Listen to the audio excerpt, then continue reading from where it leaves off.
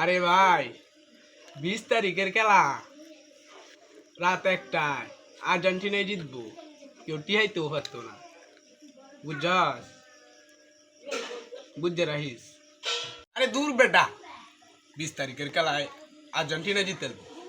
Spain কি কি করবো বেটা? সুরের দল কোনো সময় জিত পারতো না বেটা। আন্তাদি কথা কইত না। সুরের দল জিত পারতো না।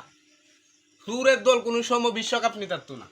একবার নিচে গা থেকে চুরি হইরে ওন আবার চুরি হইরে বিশ্বকাপ নিব গা, এইটা ভাবিস না। এইবারে আমরা লামিন এমাল এইবারে আমরা এবারে তারকা বেটা। এবার আমরা স্পেনেই দেখমু, স্পেনে হারায় দেখা বেটা। আগে স্পেনে হারা দেখাম তো বিশ্বকাপ কেটা নিয়ে 20 তারিখে দেখতাছি তো। আচ্ছা যা বেটা, 20 তারিখে দেখা যাইব স্পেন যায় না আর্জেন্টিনা যা।